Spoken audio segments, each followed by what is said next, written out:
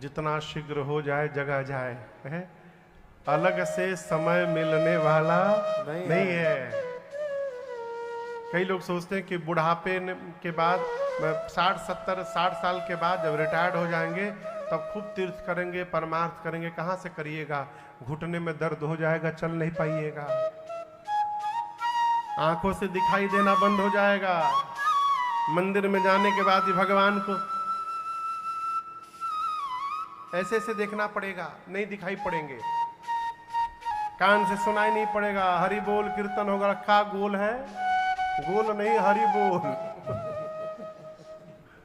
जब तक शरीर के एक एक अंग ठीक है, जितना करना है कर जाइए, आगे का भरोसा है, क्या होगा नहीं होगा।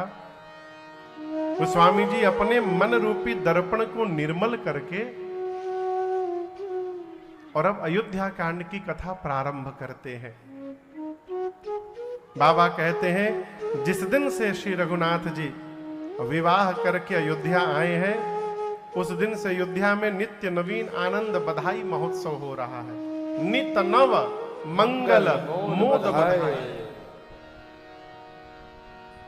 ऐसा लगता है कि मानो रिद्धि सिद्धि रूपी नदी अयोध्या रूपी समुद्र की ओर दिन रात दौड़ रहे हो।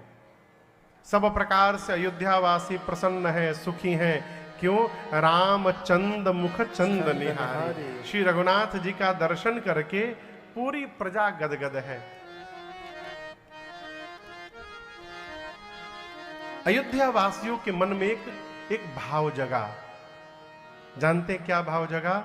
अयोध्यावासी नित्य भगवान शंकर से प्रार्थना करते हैं, बाबा अब आप एक और मनोकामना हम लोगों की पूर्ण करिए। क्या? आप अछत अपने रहते हुए युवराज पद राम ही देऊ नरे।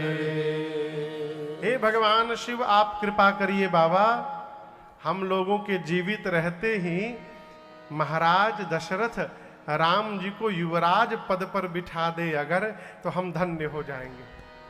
ये कौन सोच रहा है? कौन सोच रहा है? अयोध्या की प्रजा सोच रही है। प्रजा को राजा का संतान कहा गया है। राजा प्रजा का पिता होता है। संतान जैसा सोचती है, पिता को पता चलता है, माता को।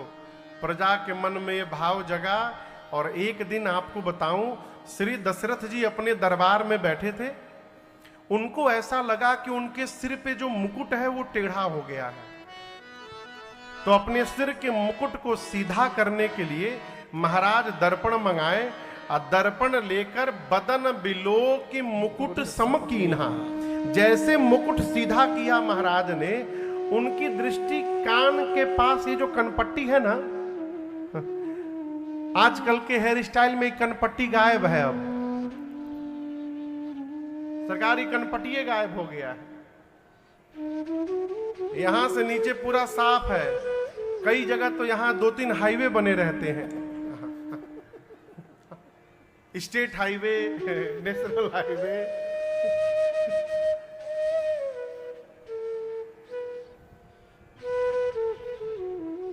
हम एक माई को देखे,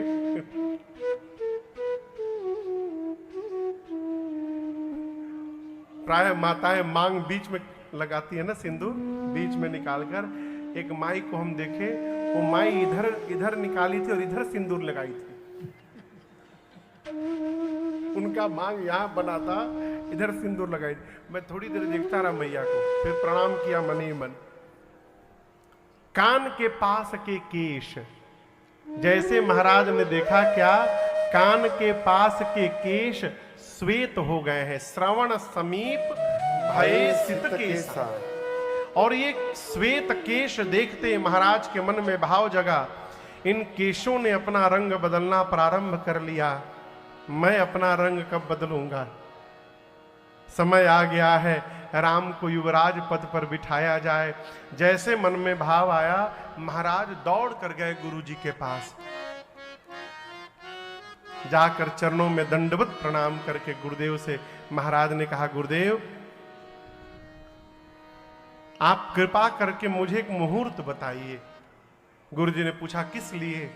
महाराज बोले, क्या पता कल ये मेरा शरीर रहे चाहे न रहे, मैं अपने राम को युवराज पद पर आसीन करना चाहता हूं, इसलिए किस मुहूर्त पर आसीन करें हम उनको, इसलिए आप गुरुजी एक श्रेष्ठ मुहूर्त का चिंतन करके मुझे मुहूर्त बताइए। जब महाराज ने बात कही ना, मुहूर्त बताइए, गुरुजी मुस्कुराए, कहे, राजन आपको पता है कि राम कौन है? बोले, गुरुजी हमारे पुत्र है राम। बोले, आपके पुत्र बाद में है, इसके पहले बहुत कुछ है राम। महाराज बोले, हमको तो कुछ नहीं मालूम है। गुरुजी एक बार परिचय देते हैं। मालूम है क्या गुरुजी ने कहा? महाराज सुनो, नृप जासु विमुख पछिताहि, सुनो नृप जासु विमुख पछिताहि, जासु भजन बिनु जरनी न जाहि, जासु भजन बिनु जरनी न जाहि, भयउ तुम्हारा तनय सोई स्वामी,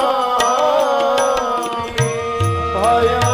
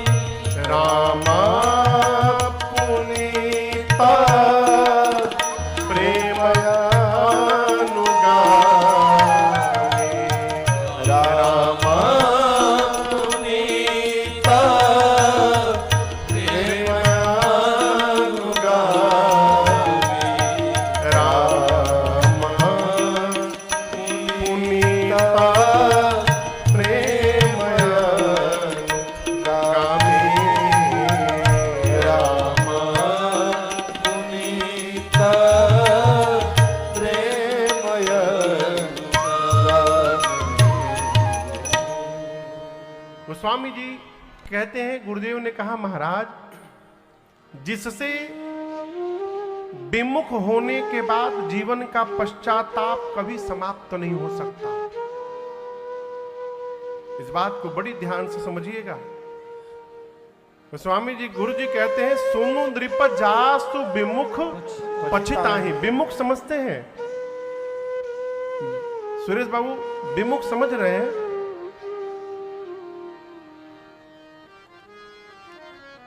विमुख नहीं समझ रहे हैं? बोलिए, नहीं समझ रहे हैं। विमुख कहते हैं जो उल्टा घूम करके बैठा हुआ है। आप लोग भगवान के सन्मुख बैठे हैं, आपके सामने भगवान है ना, ये ना समझिएगा कि मैं विमुख बैठा हूं। मेरे सामने मेरे भगवान बैठे हैं यहाँ पर, मैं भी अपने भगवान के सन्मुख बैठा हूं, आप भी भगवान के सन्मुख बैठे हैं। भगवान की ओर बैठना ये सन्मुख हुआ, भगवान से उल्टा बैठना ये विमुख हुआ। गुरु जी कहते हैं, सुनो नृप, हे राजा सुनो, जासु विमुख पछिताहि। जिससे विमुख हो जाने के बाद जीवन में कभी पश्चाताप समाप्त होने वाला नहीं है। आपको एक उदाहरण देता हूं, कथाओं में बारंबार निवेदन करता हूं।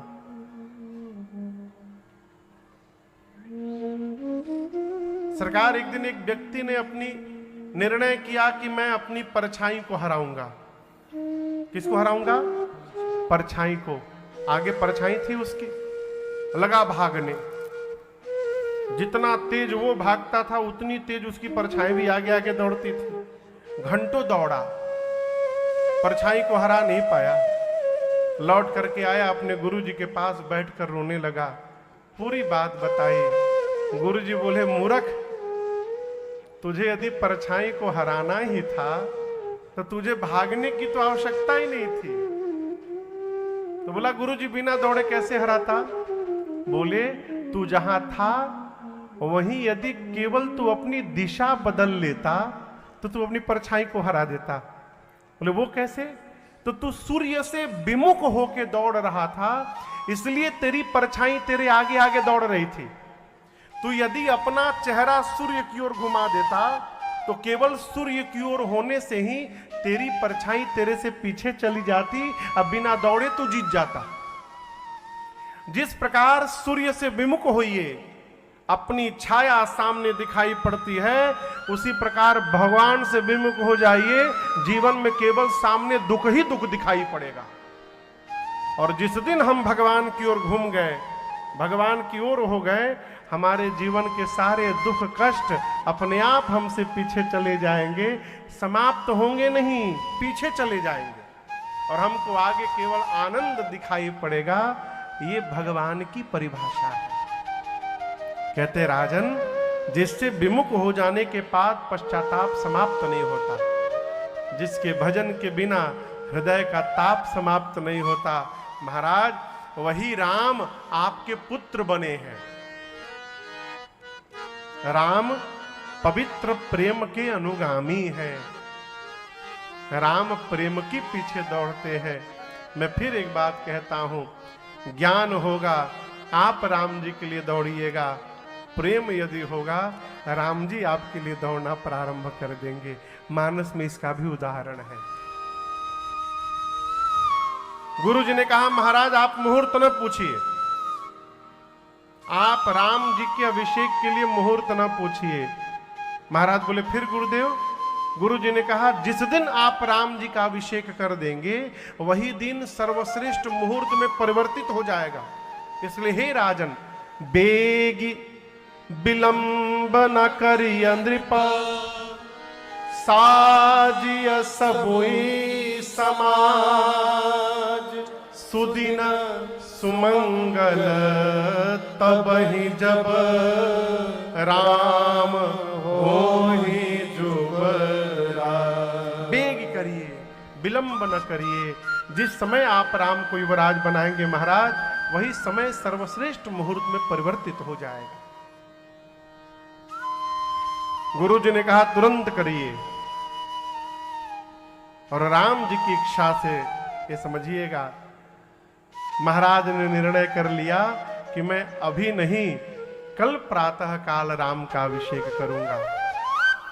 और ये कल श्री दशरथ जी के जीवन में नहीं आया लौट करके। आप सब जानते हैं, रात भर में ही राम जी ने ऐसी लीला फैलाई अपनी, ब्रह्मा जी ने कुछ नहीं किया।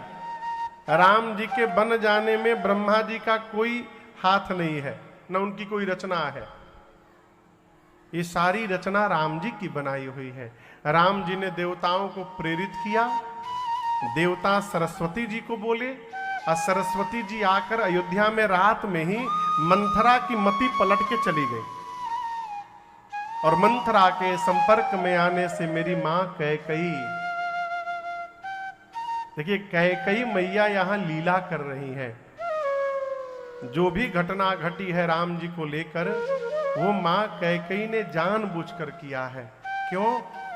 राम जी मां कैकई से पहले ही वचन ले रखे हैं। इस बात को समझिएगा। आप यदि अभी परीक्षाओं का रिजल्ट निकला है ना, जो बच्चे 95%, 99% नंबर ले आए होंगे, घर में भी बाहर के भी कई लोग मिलेंगे, हम ही तो पढ़ाते थे उस बच्चे को।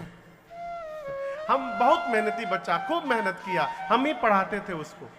आप सफल हो जाइए, आपका क्रेडिट लेने के लिए कई लोग लाइन लगा के खड़े रहेंगे, लेकिन माई बाप उस व्यक्ति का सदैव आदर करिए जो आपके लिए कलंक लेने को तैयार हो जाए। वो वास्तव में आपको प्रेम करता है। जो आपके लिए कलंक लेने को तैयार हो जाए। मां कैकेयी ने रघुनाथ जी के लिए अपने ऊपर कलंक ले लिया।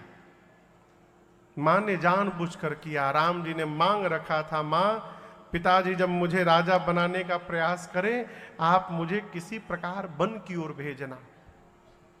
मैया ने 2 वरदान मांगे महाराज से। भरत जी के लिए राज सत्ता मांग ली और राम जी के लिए 14 वर्ष का वनवास मांग लिया। राम जी सुने कि मां ने पिताजी से ऐसा वरदान मांगा है, राम जी तो गदगद हो गए हैं। आपको बताऊं, राम जी जब कोप भवन में गए हैं सवेरे और दशरथ जी को मूर्छित देखे हैं, तो राम जी ने कैकेयी मैया से कहा, मां, क्या कहा? कैकेयी जी को राम जी ने क्या कहा? मां, माता। मोहि कहूं मातु तात दुख कारण। हे माते, पिताजी के दुख का कारण बताओ।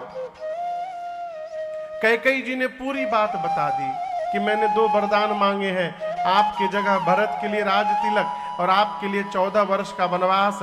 राम जी सुने कि मेरे लिए मैया ने वनवास मांग लिया। राम जी की भाषा बदल गई।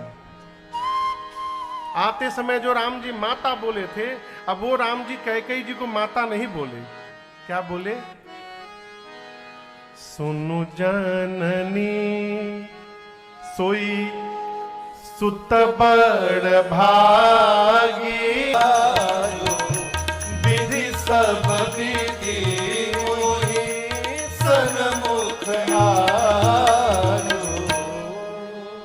जो राम जी आते समय मां कैकेयी को माता शब्द से संबोधित किए,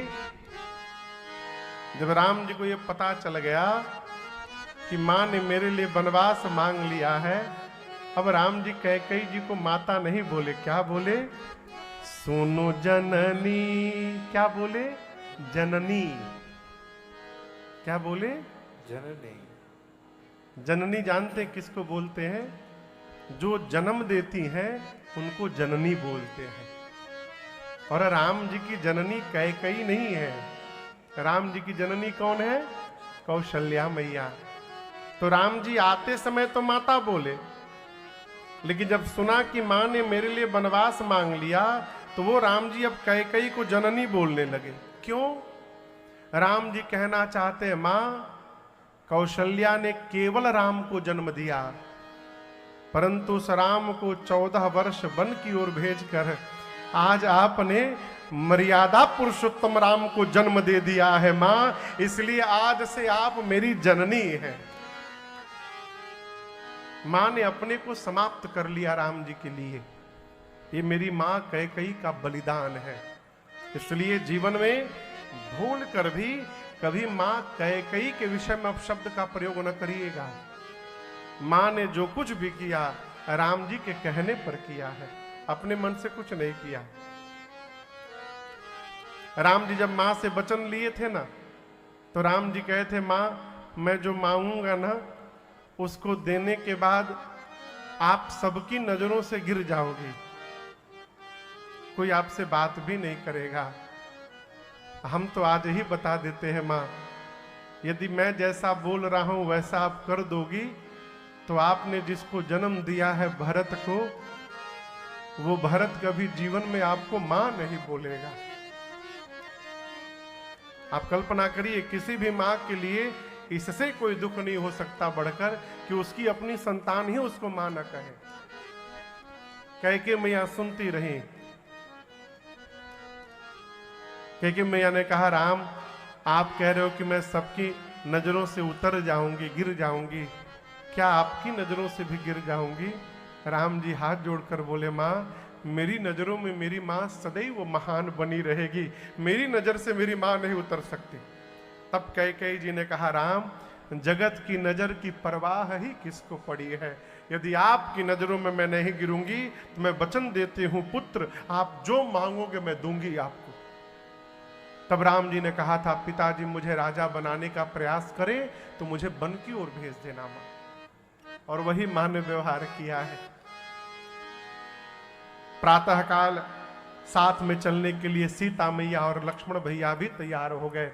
सजीवन साज समाज सब बनिता बंधु समेत, बंदे विप्र गुर चरण प्रभु, चले करी सब ही अचेत। दशरथ जी महाराज ने सुमंत जी को कहा कि रथ लेकर के जाइए, रथ पर बिठाकर राम को 4 दिन वन दिखाइएगा। यदि भय लगने लगे तो वापस ले आइएगा सुमंत, और यदि राम लौट कर ना आवे तो आप सीता को लेकर वापस आइएगा। भगवान पिताजी की आज्ञा सुनकर रथ पर बैठे। अयोध्या की प्रजा भगवान के पीछे पीछे चलने लगी है। पहले दिन एक नदी है जिसका नाम है तमसा। तमसा नाम की नदी के किनारे विश्राम हुआ है। पूरी प्रजा अयोध्या की रात्रि में थकान के कारण सोई हुई है। राम जी सोचने लगे, यदि प्रजा मेरे साथ चलेगी तो मैं वचन का निर्वाह कैसे करूंगा। भगवान ने उसी रात अपनी माया शक्ति को प्रेरित करके और अयोध्या की पूरी प्रजा को गहरी निद्रा में सुला दिया है। और मध्य रात्रि में सुमंत जी से भगवान ने कहा, तात खोज मारी रथ हाको ताता, रथ के पहिए के चिन्ह को मिटा करके इसी समय यहां से चला जाए। और सबको सोता हुआ छोड़ करके भगवान अयोध्या वासियों को छोड़ करके चले गए। प्रातःकाल गोस्वामी जी कहते हैं, अयोध्या वासी जगे और जब राम जी को नहीं देखे ना है, अपने को धिक्कारने लगे। निंदहि आप सराहि मीना, धिग जीवन रघुबीर बीहि। अयोध्यावासी कहते हैं, हमसे श्रेष्ठ तो मछली है, जल से दूर होते प्राण का त्याग कर देते हैं। हम इतने बड़े अभागे हैं, राम जीवन से दूर चले गए और अब तक हमारा प्राण नहीं निकल पाया। अयोध्यावासी मां कैकेयी को भला बुरा करने लगे। एक दूसरे से कहते हैं सब, है अब कैसे हम लोग जिएंगे। राम मोरा चल गई ले बनवा हो, नहीं भावे भवनवा। राम मोरा चल गई ले बनवा हो, नहीं भावे भवनवा। राम मोरा चल गई ले बनवा हो, नहीं भावे भवनवा। राम मोरा चल गई ले बनवा हो, नहीं भावे भवनवा।